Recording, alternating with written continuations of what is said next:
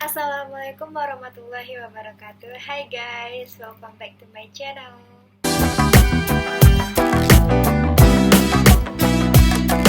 Jadi pada kali ini aku akan membuat video materi tentang aspek pemasaran pada mata kuliah Praktek Kewirausahaan dengan dosen Bapak Hari Setia Putra, SE MSI. Nah, sebelum itu aku akan memperkenalkan diriku terlebih dahulu lagi. Perkenalkan, namaku Ilmi Marina. Saat ini aku menempuh pendidikan di Universitas Negeri Padang, jurusan Ilmu Ekonomi, Prodi Ekonomi Pembangunan, NIM 180601005. Sebelum kita masuk kepada materi pembahasannya, alangkah baiknya kalian klik tombol subscribe dan aktifkan lonceng notifikasinya. Baiklah, langsung saja kita masuk kepada materi pertama, yaitu peranan aspek pemasaran. Nah, peranan aspek pemasaran ini terbagi dua, yaitu peran pemasaran dalam organisasi, dan yang kedua yaitu peran pemasaran dalam masyarakat. Nah, peran pemasaran dalam organisasi ini ditinjau dari dua tipe, yaitu di jenjang organisasional dan di jenjang manajerial.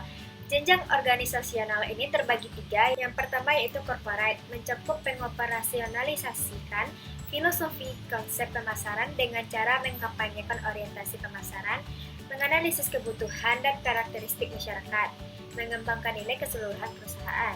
Yang kedua yaitu unit bisnis strategis, mencakup melakukan analisis pesaing, analisis keunggulan bersaing, analisis peluang pasar, memutuskan dengan siapa, kapan, dan bagaimana cara menggalang kemitraan. Yang ketiga yaitu operasional atau fungsional, mencakup memutuskan dan mengimplementasikan program-program pemasaran berdasarkan bauran pemasaran, mengelola hubungan harmonis dengan pelanggan dan penyalur. Oke, selanjutnya itu jenjang manajerial.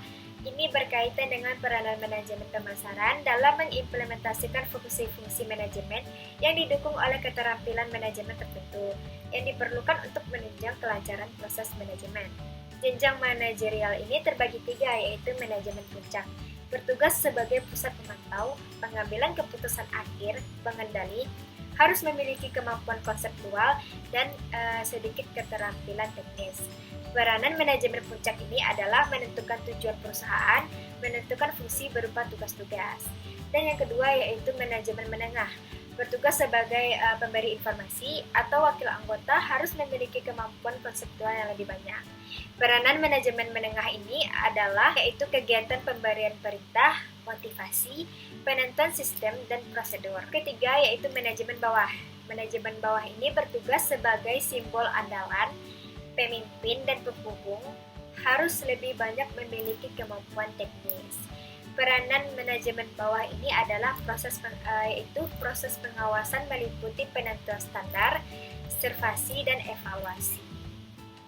Oke, selanjutnya peranan aspek pemasaran yang kedua yaitu peran pemasaran dalam masyarakat.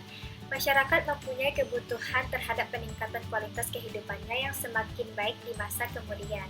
Masyarakat sebagai pihak eksternal merupakan sasaran pemasaran produsen dalam lingkup makro. Kualitas kehidupan secara makro yang lebih baik dapat diciptakan dan tersebar dalam masyarakat. Usaha-usaha tersebut merupakan kegiatan pemasaran makro eksternal yang sering disebut pemasaran makro. Pemasaran makro adalah proses penyebaran dan pengembangan kualitas hidup masyarakat. Sebagai contoh yaitu tanggung jawab sosial. Oke, selanjutnya kita akan masuk kepada materi kedua yaitu unsur-unsur pemasaran. Nah, unsur-unsur pemasaran ini ada 4, yaitu yang pertama produk. Produk adalah barang atau jasa yang bisa ditawarkan di pasar untuk mendapatkan perhatian, permintaan, pemakaian, atau konsumsi yang dapat memenuhi keinginan atau kebutuhan dari para konsumen. Pembeli akan membeli suatu produk jika mereka merasa cocok. Karena itulah produk harus disesuaikan dengan keinginan atau ekspektasi mereka ataupun kebutuhan pembeli agar pemasaran produk dapat berhasil atau dapat berjalan lancar. Yang kedua yaitu harga atau price. Pengusaha perlu memikirkan tentang penetapan harga jual produknya secara tepat karena harga yang tidak tepat akan berakibat tidak menarik para pembeli untuk membeli barang tersebut. Penetapan harga jual barang yang tepat tidak selalu berarti bahwa harga haruslah ditetapkan rendah serendah-rendah mungkin. Mahal atau murah itu relatif. karena semua itu tergantung kepada benefit atau manfaat yang didapatkan oleh para konsumen. Yang ketiga yaitu distribusi atau place. Pengusaha haruslah menyebarkan barang-barangnya ke tempat konsumen itu berada. Hal ini merupakan tugas untuk mendistribusikan barangnya kepada konsumen. Untuk keperluan tersebut, pengusaha dapat menggunakan berbagai bentuk saluran distribusi yang mungkin dapat dilakukan. Contohnya saja seperti jasa pengiriman yaitu JNE, JNT, ataupun jasa Gojek dan lain-lain. Dan yang terakhir yaitu yang keempat, promosi. Promosi merupakan suatu kegiatan yang ditujukan untuk mempengaruhi konsumen agar mereka tahu akan produk yang akan kita tawarkan dan mereka akan merasa tertarik untuk membeli produk tersebut. Berikut ada beberapa cara yang dapat dilakukan untuk mempromosikan produk kita tersebut, yaitu dengan cara yang pertama periklanan, yang kedua sales promotion, yang ketiga penjualan pribadi, dan yang keempat publication. Oke, baiklah, selanjutnya itu materi ketiga yaitu materi terakhir tentang rencana bisnis. Nah, rencana bisnis ini berkaitan dengan tugas kuliah saya sebelumnya. Karena bisnis saya yang berada dalam bidang kosmetik, sudah pasti dan tentunya fokus sasaran utama dari kosmetik atau skincare ini tidak lain dan tidak bukan adalah para wanita. Baik itu yang usianya muda maupun yang udah tua ya.